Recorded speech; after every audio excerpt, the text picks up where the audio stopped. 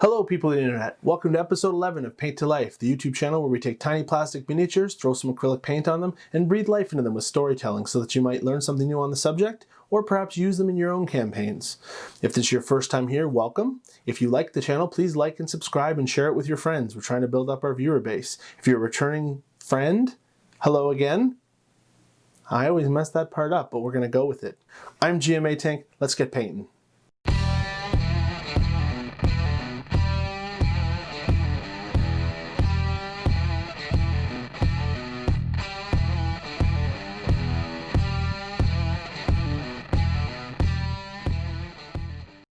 Okay, last week we painted the Norzul's marvelous miniature young black dragon and learned the story about Blackheart and Little One. If you missed that episode, you should check it out. There's a link right here if your device supports it. It's a really good mother-daughter feel-good story of the year. You should check it out.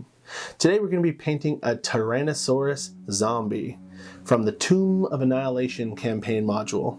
Ever since I first saw Jurassic Park as a kid, the T-Rex has stuck with me in a special way. They did a great job in that movie making the past come to life, and even 30 years later, the special effects still hold up to most modern day movies. Well, maybe not all the movie. Not to mention, I had nightmares about the T-Rex. I was 12, people. And the thing is, I still do. Not like wake up screaming for my mommy in a cold sweat kind of nightmares, but trust me when I say your old pal GM Atank has been eaten on more than one occasion by a dreamland T-Rex. So, you're playing D&D, maybe in the Forgotten Realms? For your fantasy kick, where do you find dinosaurs? The answer, in that particular example, is the Chultan Peninsula, far to the southwest, also known as the Chult. Starting off in the port city of Port Nyanzaru, there are all different kinds of races, trading, slaving, pirating, setting up expeditions to go into the Chult to uncover ancient ruins, civilizations, treasures, all the fantastical things you can think of can be found there, and it's like truly a wild frontier with no civilization to speak of other than this one little port city. Did I mention that the jungle is always swarming with undead? Because there's always that too. The Chult is where our story is going to take place tonight, and in honor of Jurassic Park, I am going to try and give myself nightmares all over again. A middle-aged man awakens in a canvas tent, confused at how he got there. He can hear people talking outside, a fire roaring. It's nighttime, but the temperature is still uncomfortably hot and humid. The man has a terrible headache and needs a drink badly. He sits up slowly and sees a full decanter of water on a small table beside his cot. He drinks it down greedily. Suddenly the tent flap opens and a small figure cautiously steps inside. "No, you're alive. We found you in the jungle so badly dehydrated I didn't know if you'd make it. I'm Raymond Davidian of the Baldur's Gate Davidians. Pleasure." "Water." "Oh yes, of course. Chelsea!" A woman quickly enters the tent and refills the decanter for the wounded man. "Thank you, and well met. My name is Ben, just Ben. My wife Eva and I were financing an expedition to find the ancient city of Mbala. We looked for other survivors in your vicinity, but you were alone. That jungle, the Chult. Stay out of it. It's cursed." "What do you mean? I am also the leader of an expedition. Don't. Just trust me. Don't go into that damn jungle." "What happened to you?" "Our expedition set out from Port Nyanzaru. We had a required adventuring permit. We hired some cell swords, got ourselves some guides. Then we headed down the Shoshin Star on a riverboat. On the 4th day into our journey, one of my colleagues, our archaeologist, he got sick and within days died of fever. We gave him Kelemvor's last rites and left him for the jungle. However, it would appear he wasn't actually dead, since he stumbled into our camp later that night and fiendishly attacked Eva's best friend, Runa. My men killed him in the scuffle, but his rabid bite badly injured her arm. It sounds like that fever drove the man mad. We will guard carefully for this." Raymond, it isn't the fever that you have to worry about. Days passed on the river, further into the jungle, and Runa's wound was badly infected and pustulating. One of our guides went off foraging into the jungle to find some medicine or some herbs, and he encountered a large Tyrannosaurus Rex. It chased him down, back to our camp. He got there just in time for us to see the great beast descend upon him and take him in its mouth in one bite. This dinosaur is massive. It's 24 feet from the ground to its head. It's almost twice as long, teeth the size as steak knives. And that deep roar, the roar, you don't hear it so much as feel it. Feel it in your bones resonate. Our men's arrows and bolts barely pierced its hide. How did you escape? We fled across the river, abandoning our supplies and gear. The T-Rex, it didn't even chase us, but it ominously stalked every step we took on the other side of the river, watching us the whole way. We lost sight of it as the trees thickened up and pushed us away from the river's edge. Eventually we met up with the river again cautiously and found the large, unmistakable footprints of the T-Rex. It had crossed the river on our side and headed deeper into the jungle. So we quickly crossed the river at that point, put some distance between us, and made a camp upstream for the night. What an encounter! I saw many dinosaurs in Port Nyanzaru, but not anything close to that size. The encounter was not over.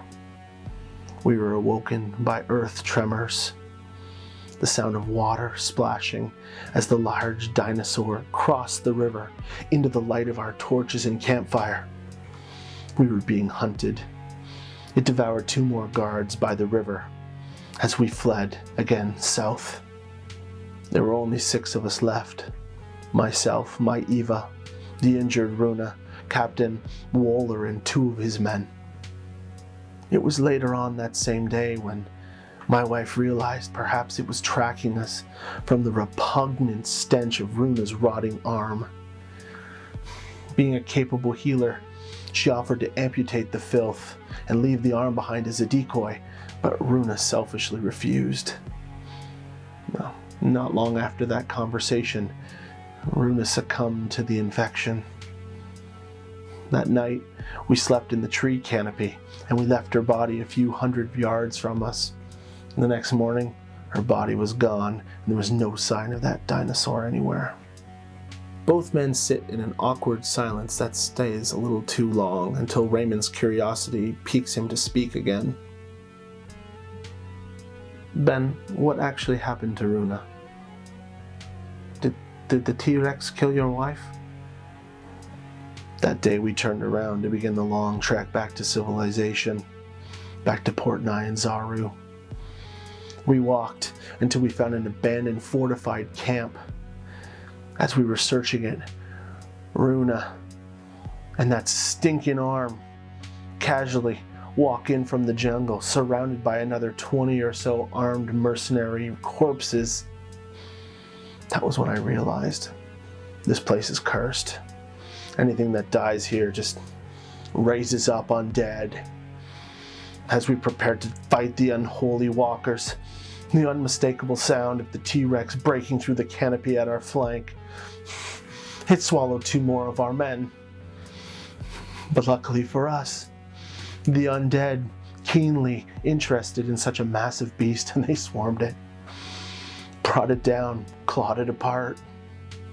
What happened then? Only Captain Waller, myself, and Eva survived to flee. We were low on supplies in our packs, and days later, the captain wandered off to forage food. Well, I never saw him again.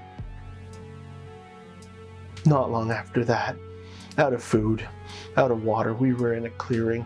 There was a screech and then a scream as a large winged reptilian creature descended from the sky and grabbed. Ben holds his head in his hands as tears roll down his cheeks. It sounds like terrafolk. I'm so sorry for your loss, Ben. I'm glad we found you when we did. Raymond places a comforting hand on Ben's shoulder. Thank you, Raymond. Thank you for rescuing me and taking me back to Port Nyanzaru. You're welcome, my friend. But we're not actually in Port Nyanzaru. But the fire, the voices, these tents, are we at a Camp of the Flaming Fist? Camp Vengeance? Camp Righteous? Actually, we set up our camp at an abandoned outpost of some kind. We're not exactly sure which one. There are no signs posted. A terrified look comes across Ben's face. Don't worry, my friend. You're safe here. We scouted it out thoroughly, and we definitely would have noticed a deceased Tyrannosaurus corpse were at the same place you visited. What was that? Ben leaps up and shuts off the lantern.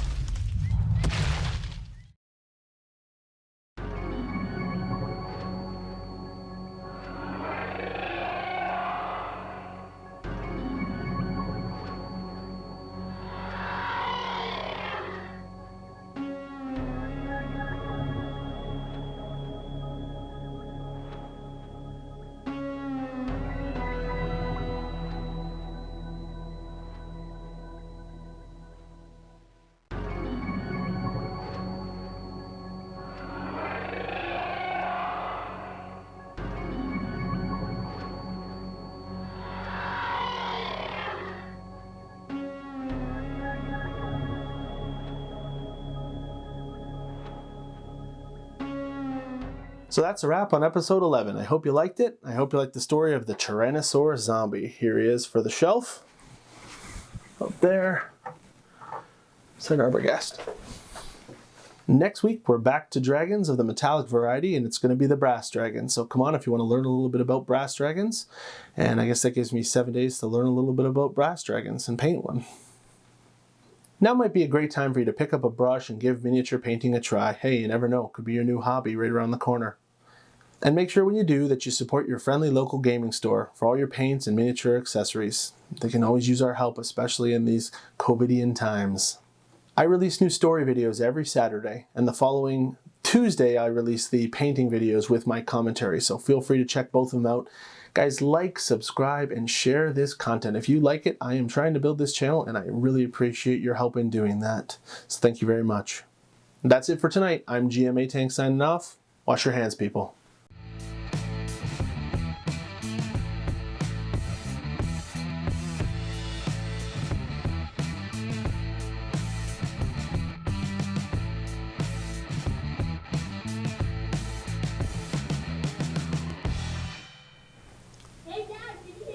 No, but I'm recording.